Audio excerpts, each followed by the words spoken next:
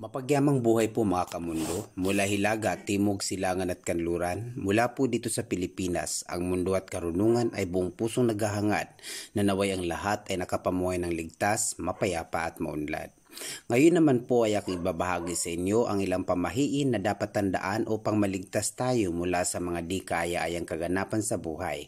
Ngunit bago po simulan ng mundo at karunungan ng pagbabahagi, atin po munang pasinayaan at pasalamatan ng buong puso ang kadakilaan ng buong may kapal na patuloy sa pagpapabatid ng walang hanggang pag-ibig at patuloy sa pangandili sa lahat ng may buhay sa buong sanlibutan.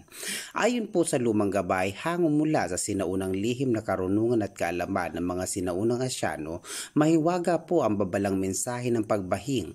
Kung kayo ay papaalis na pababa ng hagdan, palabas ng pinto papunta sa lugar na may kinalaman sa inyong lakad at may biglang nabahing o bumahing sa loob ng inyong tahanan, ayon po sa lumang gabay mga kamundo, inyo pong ipagpaliban o huwag na munang tumuloy sa inyong pag-alis, sapagkat ang lumang gabay po ay naglalahad na madalas ito ay babala ng pagkasangkot sa aksidente o ilang di kaaya-ayang kaganapan kapag itinuloy ang lakad sa kabila ng naturang babala. Sunod naman po ay tungkol sa asin. Ayon po sa lumang gabay, kapag habang kayo ay nagluluto at natabig ninyo o naibuhos ninyo ang asin sa sahig ng hindi ninyo sinasadya, pinapayuhan po kayong papag-ingatin ang mga mahal nyo sa buhay na namumuhay sa malayo, maging ang ilang mahal nyo sa buhay na araw-araw namumuhay, sapagkat babala po ito na mayroon kang mahal sa buhay na maaring masangkot sa legal na usapin, aksidente at di inaasahang kaguluhang pisikal. Ayon din naman po sa lumang gabay mga kamundo, pakatandaan nyo po ito at sikaping hindi nyo po ito ginagawa o gagawin.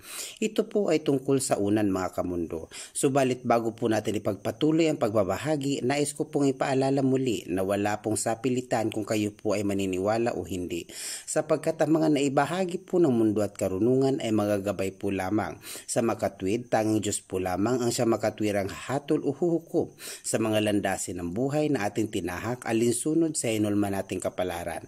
Mga kamundo, ang lumang gabay po ay nais magpahayag ng mahalagang paalaala na iwasan pong umapak, humakbang at umupo sa unan na lagi o nagagamit bilang unan ng mga mahal natin sa buhay, maging kung ito ay nagagamit nyo ng unan sa tuwing humihiga.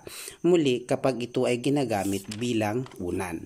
Sapagkat mga kamundo, ayon po sa lumang gabay, hindi po kaaya-ayang apakan, hakbangan at upuan ng mga unan na laging ginagamit o madalas gamiting unan ng mga mahal natin sa buhay maging tayo, sapagkat nakagawian po ito. Kapag nakagawian po ito po ay magdudulot ng pagkawala ng paggalang o respeto sa isa't isa, bangayan, kakapusan at karamdaman. Mga kamundo, ang mundo at karunungan ay nais mag-iwan ng mga katagang. Ugaliin po nating magpasalamat lagi araw-araw sa biyaya ng buhay na laging iginawad ng dakilang may likha.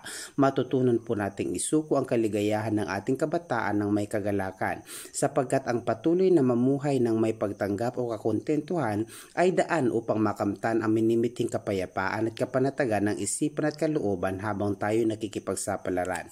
Ito po ang mundo at karunungan na laging nagsasabing, palagi po nating pagmalasakitan at mahalin ang kalikasan, maging ang mga aso at pusa upang ating makamtan ang balansing enerhiya ng kalikasan. Mga kamundo, mahal ko po kayo. Maraming salamat po.